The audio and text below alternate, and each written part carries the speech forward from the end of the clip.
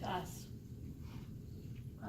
I'd like to be able to tell you everything today that was so wonderful about my dad, but some of you probably need to get back to work, huh? So we're gonna have to kind of put it into some categories here. So I'll meet my goal today, though. If you can just see a little bit of how Dad served God through everything that he did. My dad, I've been told that I look like him sometimes, and I want to do more than look like him. I want to be like him. So I'm going to tell you some of the qualities that he had that made him so special, and maybe you'll find just a piece that will help you in your life, and that would be what I would hope for.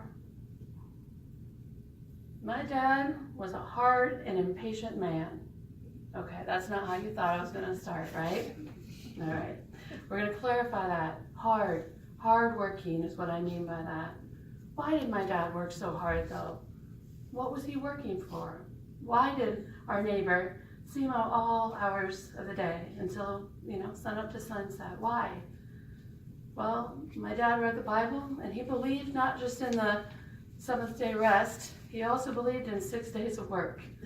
He felt like he was serving God through his work. And so gardening, going to Shoits, whatever it was, that was part of his mission in life. It wasn't just, living it up or whatever. And he wasn't working for material gain. Really, he felt like he had to work. That is what he was called to do. I never saw my dad, not even one time, say, I don't want to go to work tomorrow. We all have those Sunday night feelings. We all know about those come Monday morning. Never, Dad. That's just what you do. You go to work, you don't complain about it. Did he love his job? I have no idea. Some of the guys in the back could maybe tell you if he did or didn't, but he never talked about it. He didn't come home and complain about a bad day. He just did it. The other part of why did he work so hard? He believed in saving for his children's children. So it's one of the Proverbs. It says, build up an inheritance for your children's children. He wasn't doing it for him. He wanted to leave his family and have my mom taken care of, have all of us taken care of for the rest of our lives. That's why he worked so hard. Along with that, he also knew when it was time to be done with work. He knew when it was time to rest.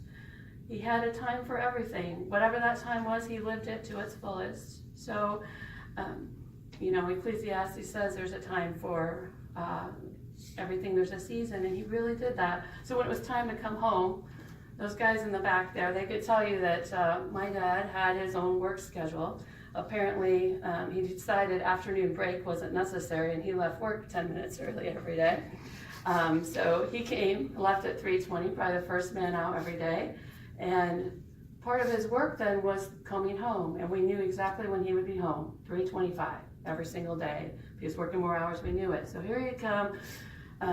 There were times, this is kind of funny, because we couldn't always hear him coming.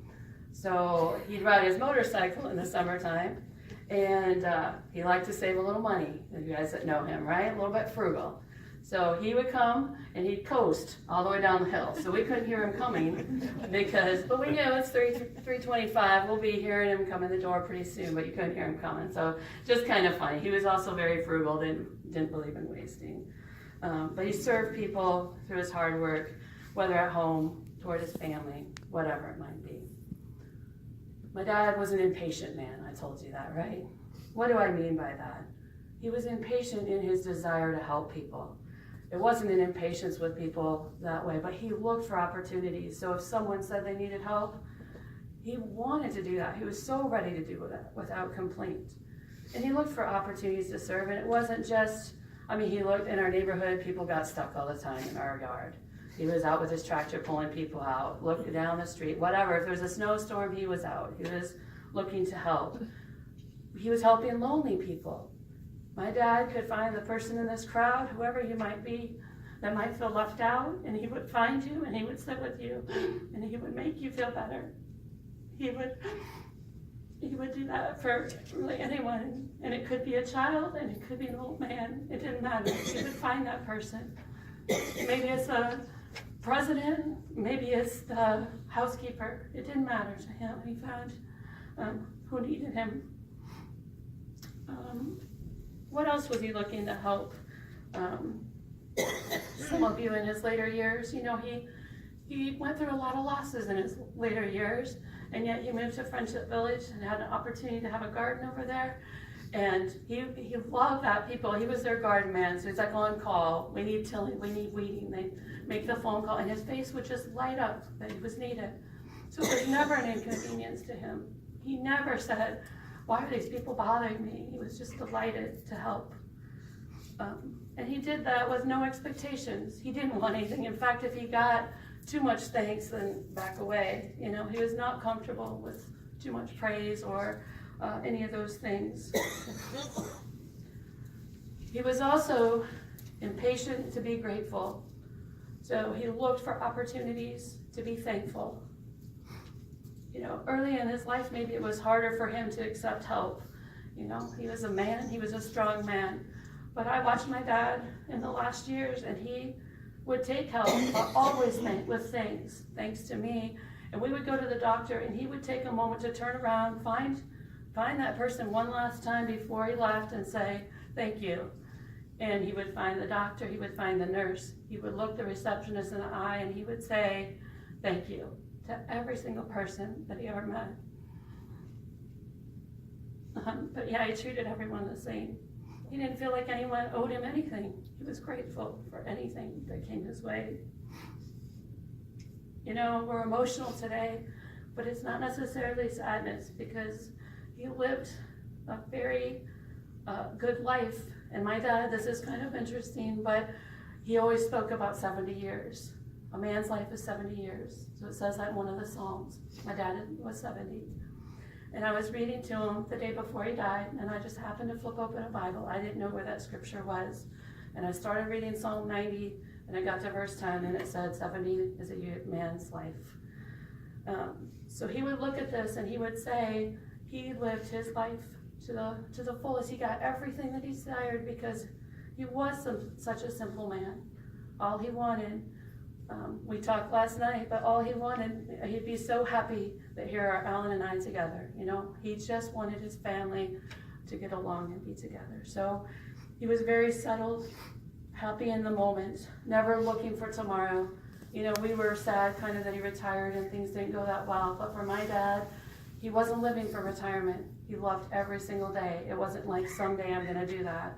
It was always just happy in that moment. And just kind of another funny story, somebody once told him that he had, you know, did he mind his skinny legs? And he said, well, they hold, I won't say who. And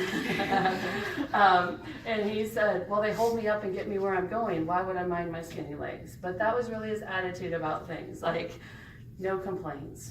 He had a lot of illness. He went through a lot of trouble, especially toward the end of his life, and yet was always very settled, peaceful.